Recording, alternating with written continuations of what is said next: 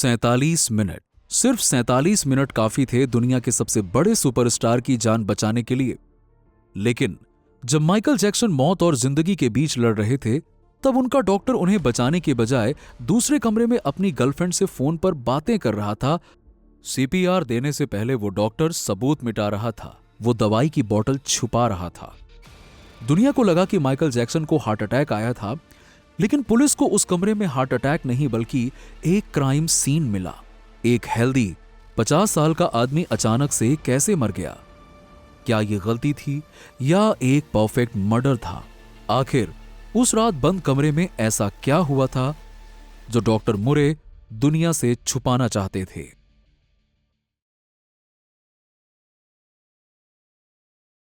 (25 जून 2009) Los Angeles का वक्त दोपहर के 12:21। पैसिफिक ओशन की ठंडी हवा शहर को छू रही थी, लेकिन हॉर्नबी हिल्स के एक स्पेसिफिक मेंशन में मौसम कुछ और ही था। यह मेंशन था 100 नॉट कैरोल वुड ड्राइव, दुनिया के सबसे मशहूर, सबसे टैलेंटेड और शायद सबसे अकेले इंसान का घर, माइकल जैक्सन। बाहर दुनिया माइकल के this is it come back tour का इंतजार कर रही थी। टिकट्स सोल्ड आउट हो चुके थे, लेकिन अंदर एक अलग ही थ्रिलर चल रहा था। अचानक से एक phone call Los Angeles 9111 control room में आती है। ऑपरेटर कॉल उठाता है और दूसरी तरफ से एक घबराई हुई आवाज आती है, hello, he is not breathing, he is not pumping. Operator पूछता है, कौन सांस ले रहा है? वहां कोई डॉक्टर है क्या? कॉलर कहता है, हाँ, डॉक्टर हैं, लेकिन वो सीपीआर दे रहे हैं, कोई रिस्पॉन्स नहीं आ रहा, he is on the bed. दोस्तों, ये वो मोमेंट था जब दुनिया हिलने वाली थी। पैरामेडिक्स तुरंत एम्बुलेंस में बैठते हैं, सायरन्स की आवाज गूंजती है और वो मेंशन की तरफ दौड़ते हैं। जब वो वहां पहुंचते हैं तो सिक्योरिटी गार्ड्स उन्हें ऊपर वाले बेडरूम में ले जाते हैं और वहां उन्हें जो दिखता है वो किसी सुपरस्टार की लाइफ नहीं थी, वो एक हॉरर मूवी का सीन था। पैरामेडिक रिचर्ड सैनिफ ने जब माइकल को देखा तो उन्हें लगा कि ये कोई हॉस्पिस पेशेंट है, कोई ऐसा मरीज जो अपने आखिरी दिन गिन रहा हो। उन्हें यकीन ही नहीं हुआ कि ये वही माइकल जैक्सन है जो कुछ दिनों के बाद में लंदन में लाखों लोगों के सामने डांस करने वाला था। लेकिन इस पूरे केओस के बीच में एक आदमी वहां खड़ा था जो बहुत ही स्ट्रेंज बिहेव कर रहा था, डॉक्टर कॉनरैड मरी। पैरामेडिक्स ने पूछा, इन्हें क्या हुआ है? इन्हें कोई बीमारी है क्या? कोई दवाई ली है क्या? डॉक्टर मरी का जवाब था, no, nothing, he is just exhausted, इन्हें बस थकान है। याद रखिएगा ये शब्द नथिंग, क्योंकि जब डिटेक्टिव्स इस कमरे की तलाशी लेंगे तो उन्हें वहां नथिंग नहीं बल्कि एक पूरी की पूरी इल्लीगल फार्मेसी मिलेगी। आज हम उस बंद कमरे का दरवाजा खोलेंगे, हम उस व्हाइट मिल्क की केमिस्ट्री को समझेंगे, उस सलाइन बैग के राज को खोलेंगे और उस 47 मिनट्स की टाइमलाइन को डिकोड करेंगे जिसने किंग ऑफ पॉप की जान ले ली। चलिए जानते हैं इस केस की असली सच्चाई। माइकल को यूसीएलए मेडिकल सेंटर ले जाया गया, जहां उन्हें 2:26 पर दोपहर में डेड डिक्लेयर कर दिया गया। पूरी दुनिया सदमे में थी। फैंस हॉस्पिटल के बाहर रो रहे थे, लेकिन एलएपीडी यानी कि लॉस एंजलिस पुलिस डिपार्टमेंट के 2 डिटेक्टिव्स ऑरलैंडो मार्टिनेज और स्कॉट स्मिथ रो नहीं रहे थे, वो सवाल पूछ रहे थे। उनका पहला सवाल था, एक हेल्दी 50 साल का आदमी जो कि डांस रिहर्सल्स कर रहा था, अचानक कार्डियक अरेस्ट से कैसे मर गया? दूसरा सवाल, वो डॉक्टर कहां है? क्योंकि जैसे ही माइकल की मौत कंफर्म हुई, डॉक्टर मरी हॉस्पिटल से गायब हो गए, या यूं कहें भाग गए थे। डिटेक्टिव्स ने डिसाइड किया कि वो उस मेंशन में वापस जाएंगे और खुद देखेंगे कि उस बेडरूम में क्या हुआ था। जैसे ही डिटेक्टिव मार्टिनेज ने उस मास्टर बेडरूम का दरवाजा खोला, उन्हें एक जोर का धक्का लगा। किसी इंसान का नहीं, बल्कि हीट का, यानी गर्मी का। दोस्तों, जून की गर्मी में भी उस कमरे का फायरप्लेस फुल ब्लास्ट पर ऑन था। टेम्परेचर 80 से 90 डिग्रीज फ़ारेनहाइट से ऊपर था। क्यों? क्योंकि माइकल का वजन इतना गिर चुका था कि उन्हें हमेशा ठंड लगती रहती थी। लेकिन उस गर्मी के अलावा वहां एक और अजीब सी स्मेल थी, दवाइयों की, पुराने कपड़ों की और घुटन की। डिटेक्टिव मार्टिनेज ने उस कमरे को स्कैन किया। अब आपको लग रहा होगा कि माइकल जैक्सन का बेडरूम किसी किंग के बेडरूम जैसा होगा, क्लीन, ऑर्गेनाइज्ड एंड ब्यूटीफुल। लेकिन रियलिटी बेहद डिस्टर्बिंग थी। वहां कपड़े इधर उधर फेंके हुए थे, टेबल पर पानी की बोतल्स, जूस के ग्लासेस और टिश्यू पेपर्स इनका तो ढेर लगा हुआ था। मिरर पर पोस्ट की नोट्स चिपके हुए थे, उन पर लिखा हुआ था children are the future, heal the world. और बेड के ठीक बीच में एक प्रोक्लेन डॉल यानी कि चीनी मिट्टी की गुड़िया रखी हुई थी, एक ब्लॉन्ड बालों वाली गुड़िया। हो सकता है कि माइकल अपना अकेलापन दूर करने के लिए उस गुड़िया के साथ में सोते रहे हों। लेकिन डिटेक्टिव मार्टिनेज की नजर मेडिकल इक्विपमेंट्स पर गई।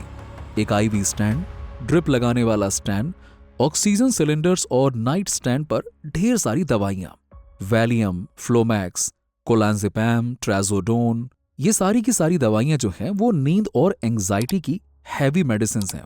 लेकिन सबसे बड़ा क्लू तो जमीन पर पड़ा हुआ था। डिटेक्टिव मार्टिनेज नीचे झुके, कारपेट पर एक छोटी सी एम्प्टी बॉटल लुढ़क रही थी। लेबल पर लिखा था प्रोपोफोल। ये दवाई आमतौर पर केमिस्ट पर नहीं मिलती है, ये दवाई घरों में भी नहीं मिलती, बल्कि ये दवाई सिर्फ ऑपरेशन थिएटर्स में ही मिलती है। अब मार्टिनेज ने सोचा कि ये दवाई यहां क्या कर रही है। उन्होंने तुरंत अपने पार्टनर को बुलाया। स्कॉट, लुक एट दिस, ये सर्जरी वाला एनेस्थीसिया है। ये पहला संकेत था कि ये कोई नेचुरल डेथ नहीं थी, ये तो कुछ और ही था।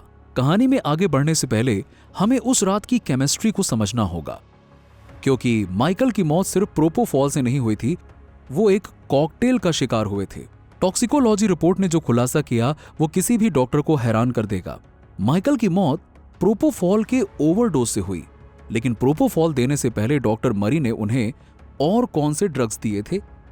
टाइमलाइन कुछ ऐसी थी कि 1:30 AM पर डॉक्टर मरी ने माइकल को वैलियम 10 mg दे दी। माइकल को नींद नहीं आई, तो रात के 2 बजे एटिवैन यानी कि लोराज़ेपैम का इंजेक्शन लगाया गया। माइकल को नींद नहीं आई, वो फिर भी जाग रहे थे। 3 बजे उन्हें वर्स्ट यानी कि मिडाजोलम दिया गया, और ये भी एक पावरफुल सेडेटिव है। माइकल फिर भी जाग रहे थे। 5 बजे उन्हें फिर से एटिवैन दिया गया। 7:30 बजे सुबह के फिर से मिडाजोलम दिया गया। और दोस्तों जरा सोचकर देखिए, एक इंसान के शरीर में इतने सारे हैवी ड्रग्स पंप किए जा रहे थे, वैलियम, एटिवैन, वर्स्ट, और ये सब मिलकर रेस्पिरेटरी डिप्रेशन करते हैं, यानी कि सांस की रफ्तार धीमी करते हैं। लेकिन माइकल का दिमाग सो ही नहीं रहा था, उनका दिमाग हाइपर एक्टिव था। सुबह के 10:40 पर माइकल डिस्पेरेट हो गए और वो रो रहे थे। उन्होंने मरी से कहा, I need my milk, please make me sleep. और तब डॉक्टर मरी ने वो गलती की जो मेडिकल हिस्ट्री में ग्रॉस नेग्लिजेंस के नाम से जानी जाती है। उन्होंने पहले से नशे में धुत बॉडी के अंदर प्रोपोफोल डाल दिया। ये बिल्कुल आग में घी डालने जैसा था। ड्रग्स का ये कॉकटेल माइकल के हार्ट और लंग्स के लिए किल स्विच बन गया। डॉक्टर मरे गायब रहे 2 दिन तक। फिर वो वापस आए और पुलिस को एक स्टेटमेंट दिया।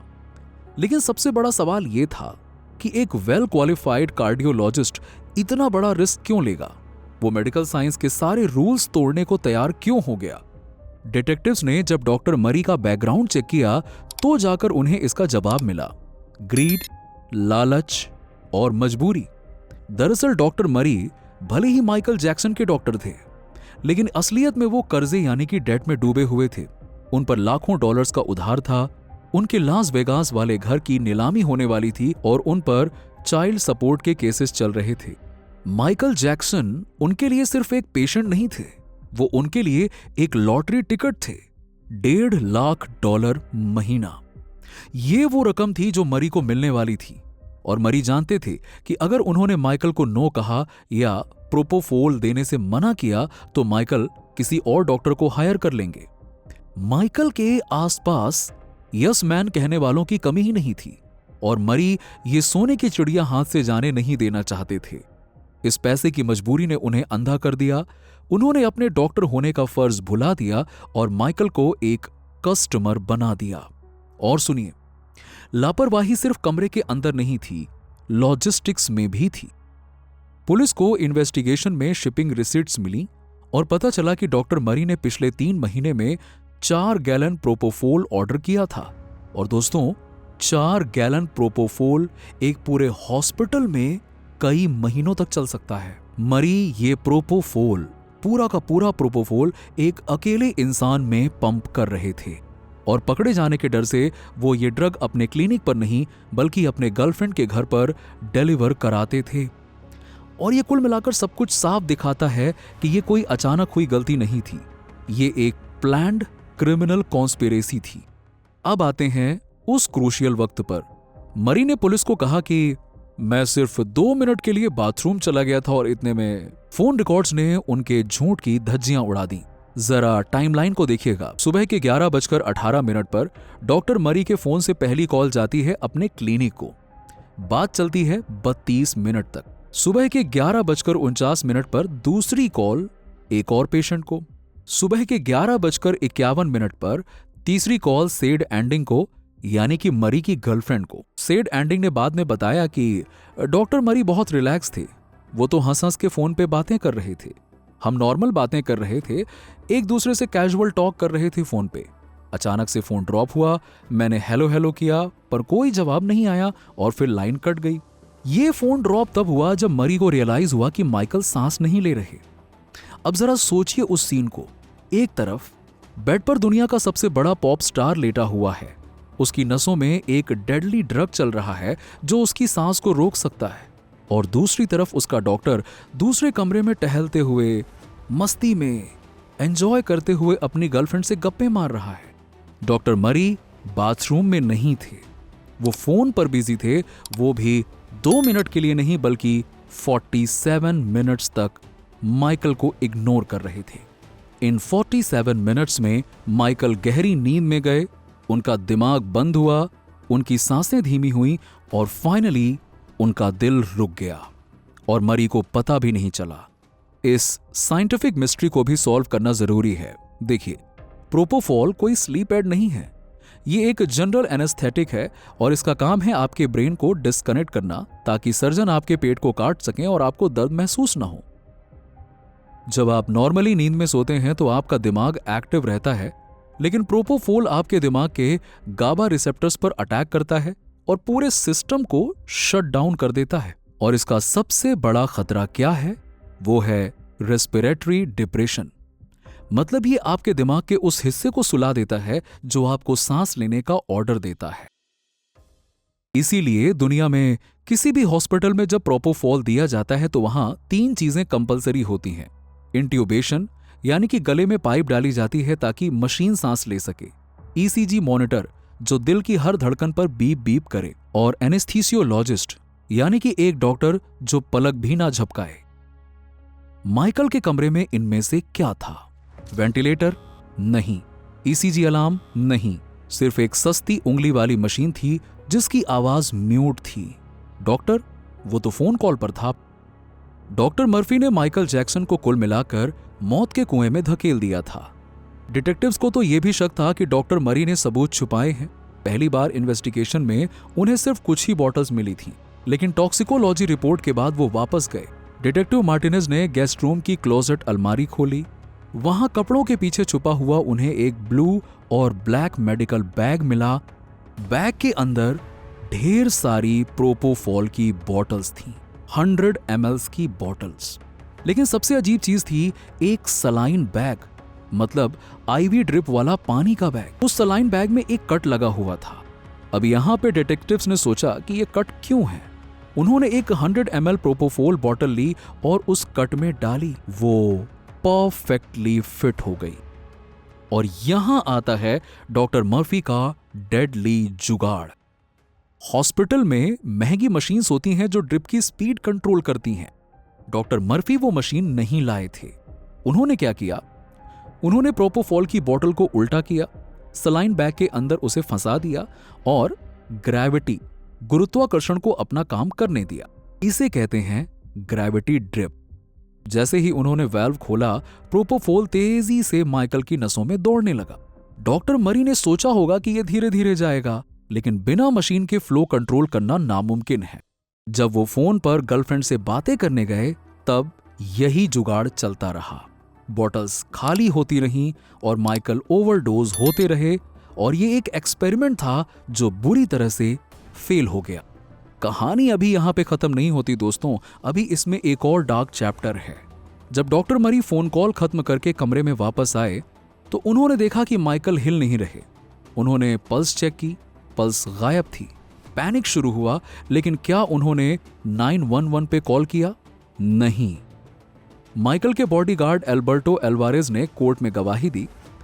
एल्बर्टो ने बताया कि जब मैं कमरे में घुसा तो डॉक्टर मरी घबराए हुए थे। उन्होंने मुझसे कहा, जल्दी से इन बॉटल्स को बैग में डाल दो, इस आईवी स्टैंड को साफ करो।